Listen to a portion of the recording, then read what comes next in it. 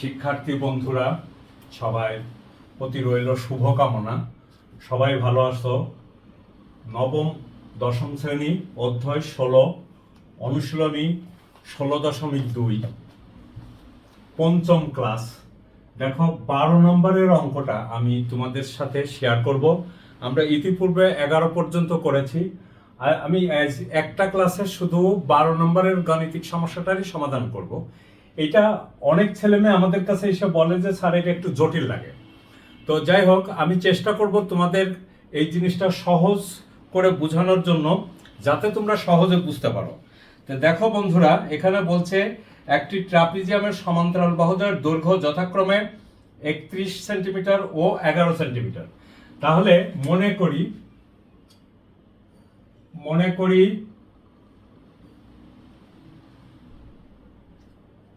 A B C D একটি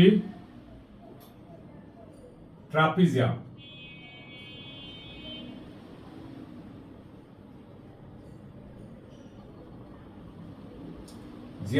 উহার দেখো এ বি সমান্তরাল হলো ডিসি। যেন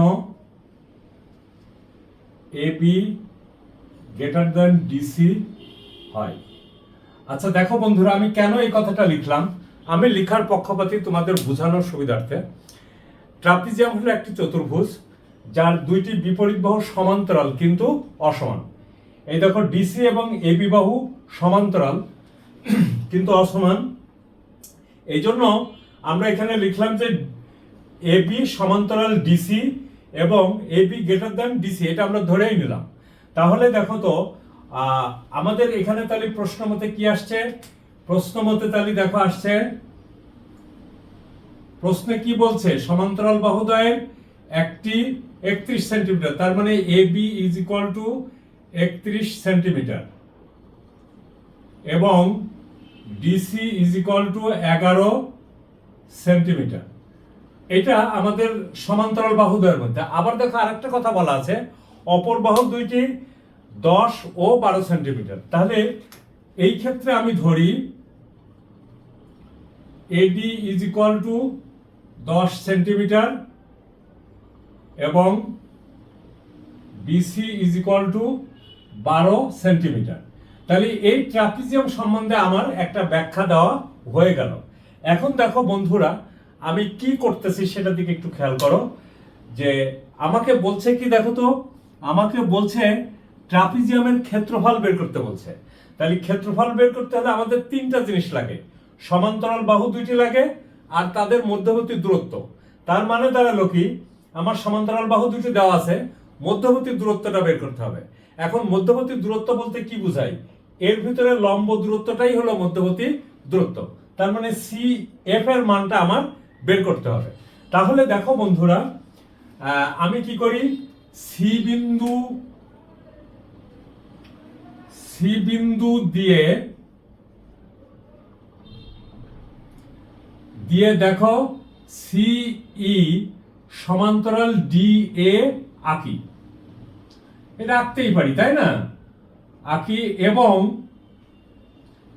সি বিন্দু হতে এ বি বাহুর উপর সি এফ লম্ব টানি। দেখো বন্ধুরা, এই সি এফ টাই হলো তাদের ভিতরে মধ্যবর্তী দূরত্ব বা লম্ব দূরত্ব।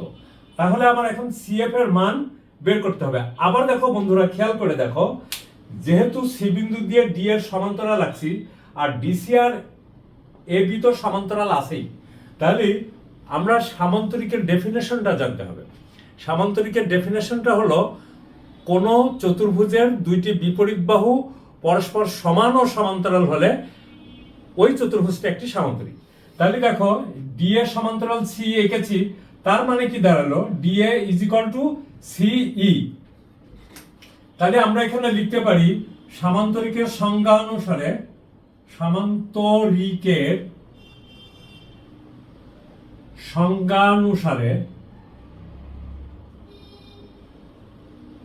দেখো তো D A is equal two সিই is equal to 10 centimetre.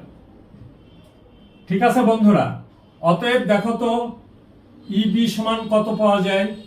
ইবি is equal two দেখো এ বি মাইনাস এ ই, তার মানে দাঁড়ালো কত 31 মাইনাস 11, কারণ এটা একটি সামান্তরিক। সামান্তরিক হলে পরে দেখো ডিসি ইজ ইকুয়াল টু এই, তাহলে এই ডিসি ইজ ইকুয়াল টু কত 11, তাহলে এই সমানও 11 হবে। এটা আমি অবশ্য ছবিতে দেখিয়ে দিছি। তাহলে এত সেন্টিমিটার ইজ ইকুয়াল টু কত 20 সেন্টিমিটার। তাহলে দেখো বন্ধুরা, এই যে এ বি বলতে এখান থেকে এইটুকু বোঝাচ্ছে, এইটুকুর পরিমাণ হলো 31 সেন্টিমিটার। এই দেখো আমি নিচে দেখিয়ে দিছি। আর এইটুকুর সি বিন্দু দিয়ে সমান্তরাল আকার কারণে এই ইজ ইকুয়াল টু ডিসি, আচ্ছা ইজ ইকুয়াল টু 11। অতএব ই বি সমান কত 31 বিয়োগ 11। ক্লিয়ার বন্ধুরা? এখন দেখো আমরা তাহলে বিসিই ত্রিভুজের, দেখো আমি বিসি বাহুর দৈর্ঘ্য জানি, সিই বাহুর দৈর্ঘ্য জানি, ইবি বাহুর দৈর্ঘ্য জানি। তাহলে একটা ত্রিভুজের 3টি বাহুর দৈর্ঘ্য জানা থাকলে ত্রিভুজের ক্ষেত্রফল বের করা খুব সহজ। তাহলে আমরা এখানে লিখি অতএব বিসিই ত্রিভুজের অর্ধ পরিসীমা এস, বিসিই ত্রিভুজ এর অর্ধ পরিসীমা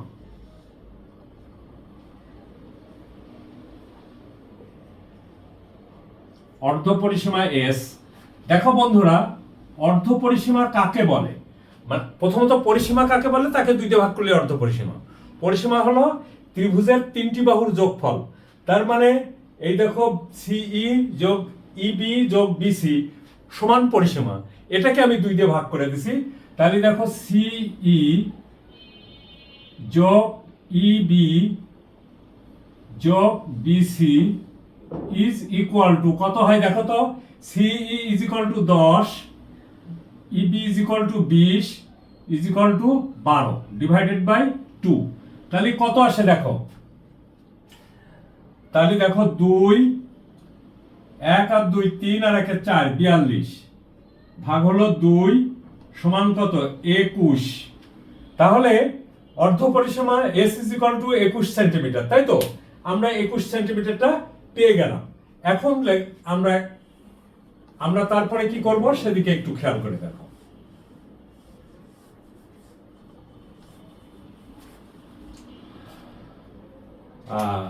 এখন দেখো দেওয়া আছে না, দেওয়া আছে না, আমরা পাই কি পাই দেখো, ধরি EB is equal to a is equal to 20 centimetre, BC is equal to b is equal to 12 centimetre, CE is equal to c is equal to 10 centimetre. অতএব দেখো বিসি ই ত্রিভুজ এর ক্ষেত্রফল সূত্রটা কি মনে আছে বন্ধুরা? S into s minus a into s minus b into s minus c এর উপরে রুট।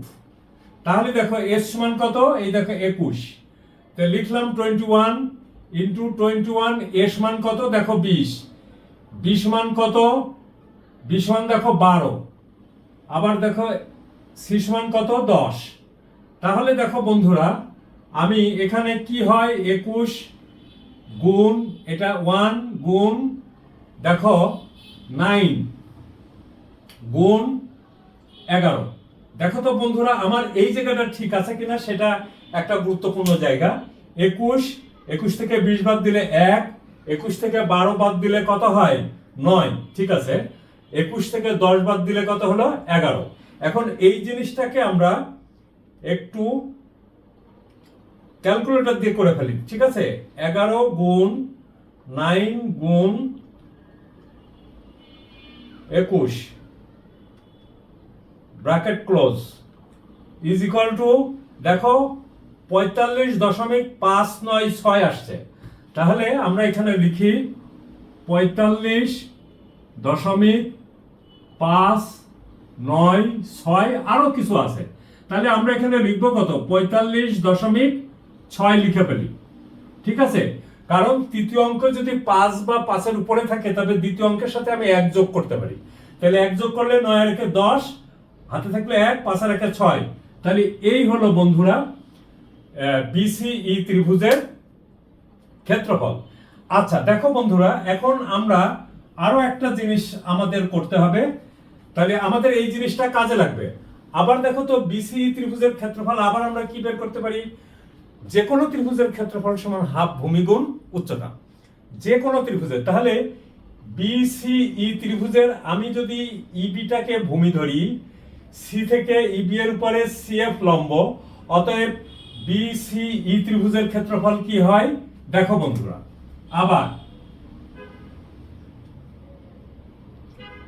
আবার বিসিই ত্রিভুজ এর ক্ষেত্রফল সমান দেখো হাফ ভূমি হলো বিই ইন্টু উচ্চতা সিএফ। আমার এখান থেকে সিএফ এর মানটা বের করতে হবে। তো থ্যাংক ইউ বন্ধুরা। দেখো আমি উপরের এইটুকু মুছে দিতেই পারি, কোনো সমস্যা নেই, তাই না? আমার শুধু এইটুকু, নিচের এইটুকু থাকলেই চলবে। অতএব আমি কি পাচ্ছি দেখো তো, অতএব হাফ বি এর পরিবর্তে আমি লিখতে পারতেছি 20, সিএফ এর মান আমরা জানি না, ইজ ইকুয়াল টু এই যে দেখো এই যে এটা পাইলাম, তার মানে 45.60, এটা কেটে গেল 10, বা সিএফ সমান কত, সিএফ সমান দেখো 45.60 ভাগ হলো এই 10, তার মানে 4.56। অতএব সিই ইজ ইকুয়াল টু, সিই না CF is equal two 4.56 centimetre. এই সিএফটা কি, সিএফটা হলো সমান্তরাল বাহুদের মধ্যবর্তী দূরত্ব। ক্লিয়ার বন্ধুরা? সমান্তরাল বাহুদের মধ্যবর্তী দূরত্বটাই হলো সিএফ। আমাদের হয়ে গেল। তাহলে আমরা এখন কি পেলাম, এই দেখো ডিসি বাহুর দৈর্ঘ্য দেওয়া আছে, এবি বাহুর দৈর্ঘ্য দেওয়া আছে, অর্থাৎ সমান্তরাল বাহুদের দৈর্ঘ্যের সমষ্টি আমরা বের করতে পারবো, এবং তাদের মধ্যবর্তী দূরত্ব দেখো সিএফ। অতএব ট্রাপিজিয়ামের ক্ষেত্রফল।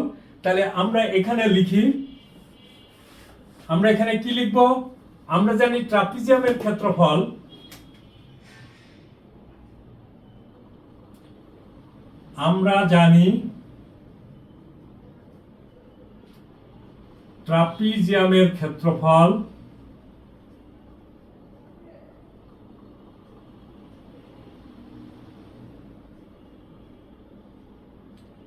ক্ষেত্রফল সমান, দেখো কি লেখা যায়, হাফ গুণ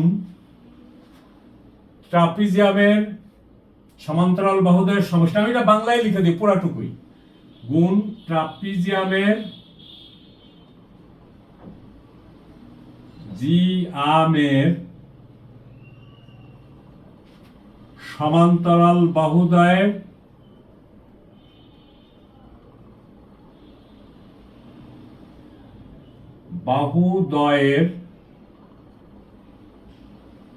দৈর্ঘ্যের সমষ্টি,